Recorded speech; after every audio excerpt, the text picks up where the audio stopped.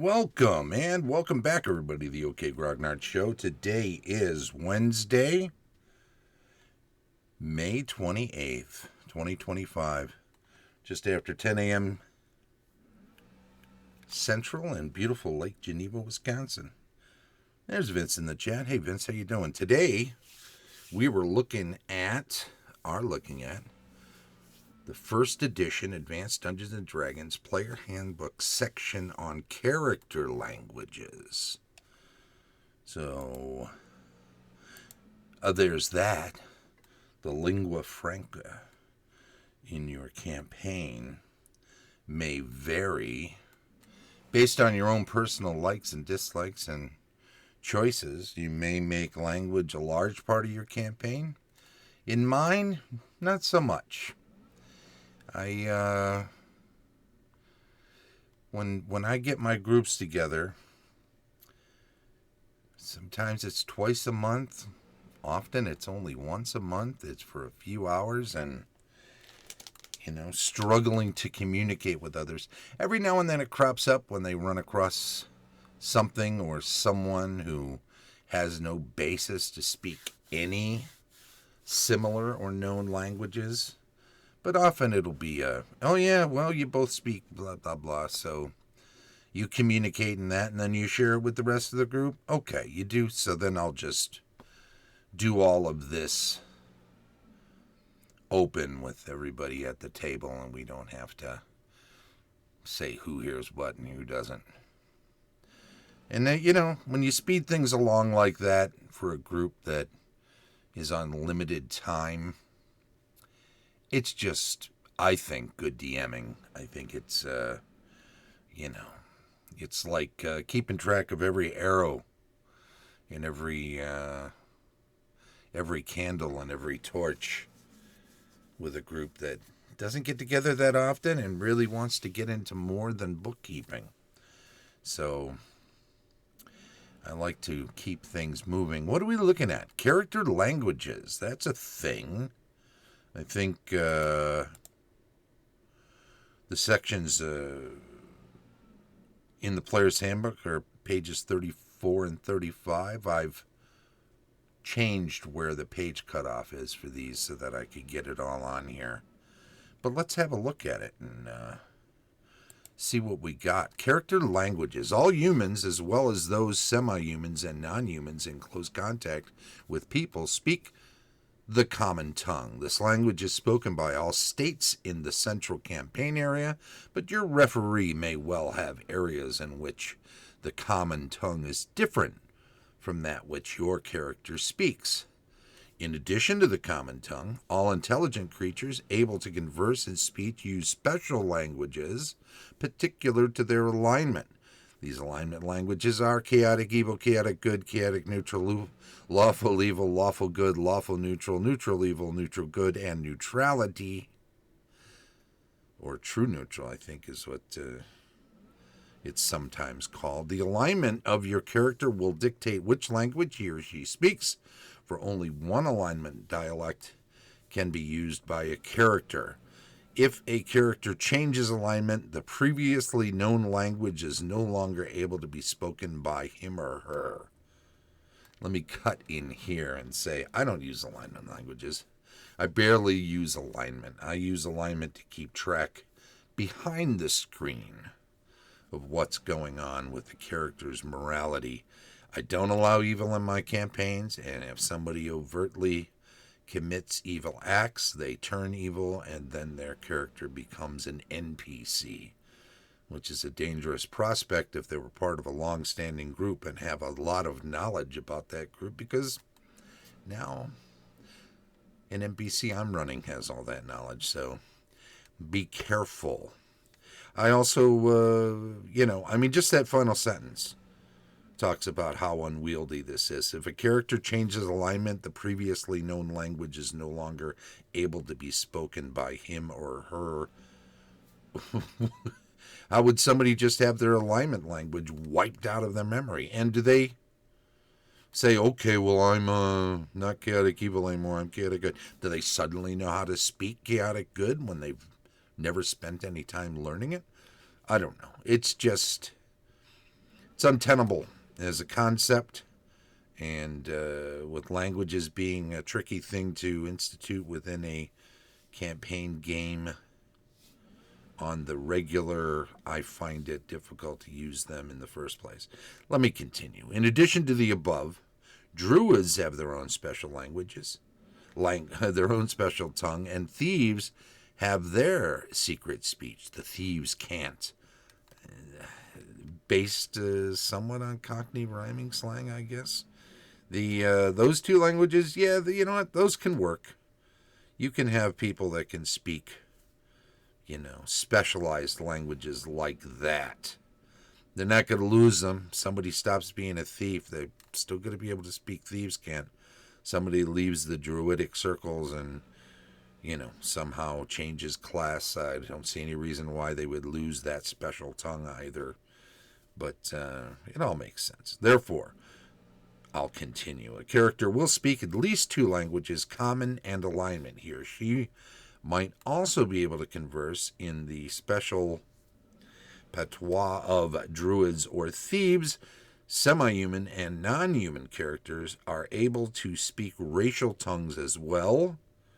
In most campaigns, it is likely that that open alignment speech will be frowned upon as a serious breach of social etiquette. That's cut off, but that's how it finishes. Those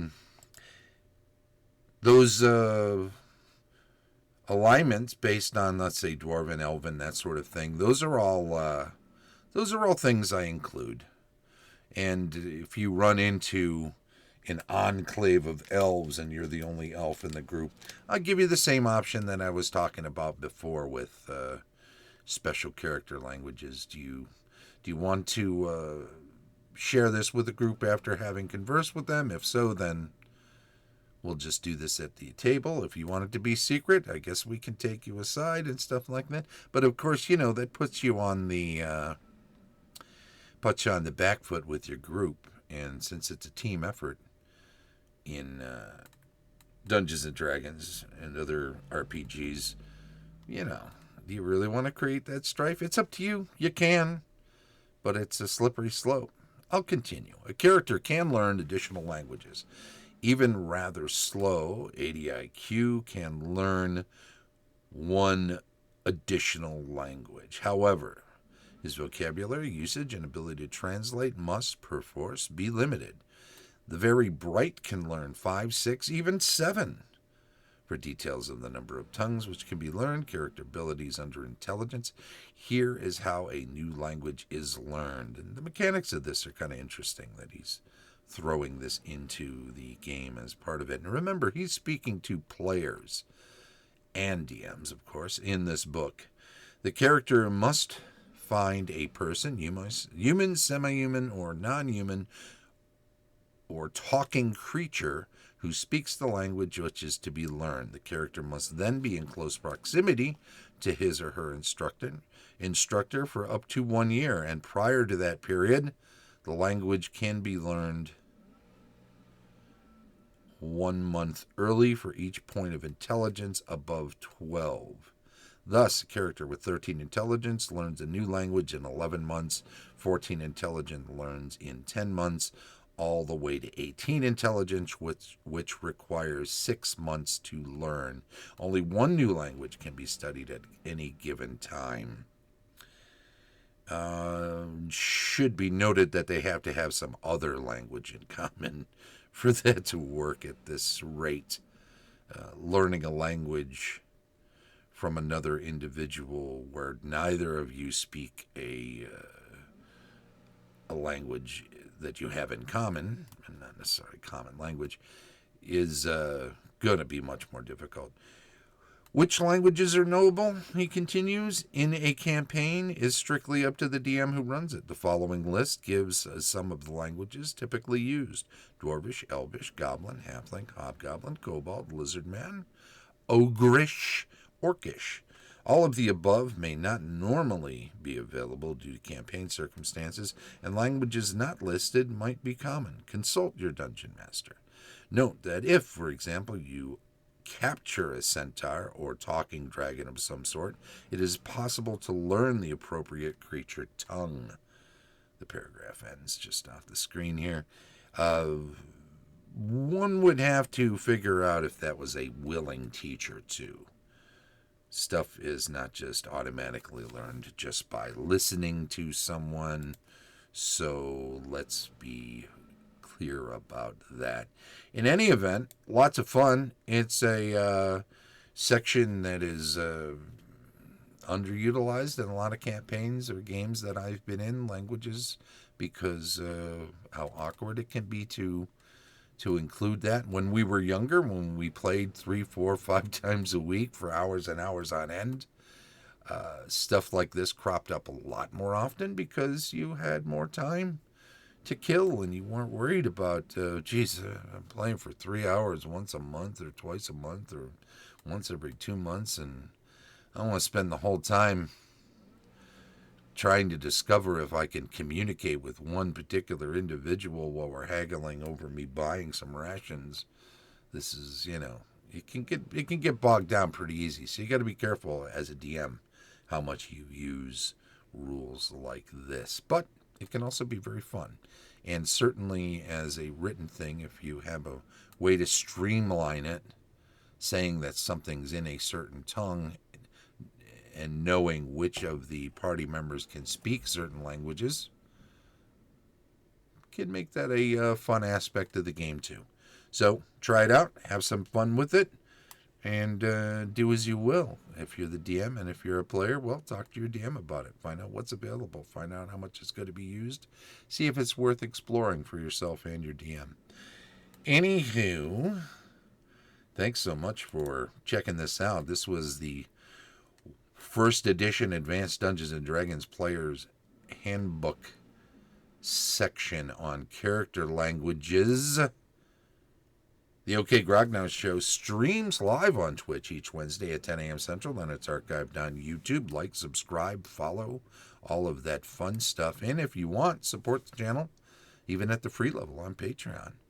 Join such illustrious supporters as Tom Tullis of Fat Dragon Games, Carlos Slicing of Castle Entertainment, Heath Farndon of the D&D 20, Dave O'Brien, unauthorized user, Heidi and Eric Gygax Garland of Gaxland, Vince Ragusa of the Maroon Room, an excellent prog rock band, Daniel Caldwell of Griffin and Gargoyle, Christian Garcia, Stephanie Lesniewski-Gruchow, Cera Toppilopkus, Colin Szablewski, and as always, Shane Bradley, DM Extraordinaire. This has been the OK Grognard Show from beautiful Lake Geneva, Wisconsin. Thanks for being in the chat there. Thanks very much. I will catch all of you soon. Thank you, and bye-bye.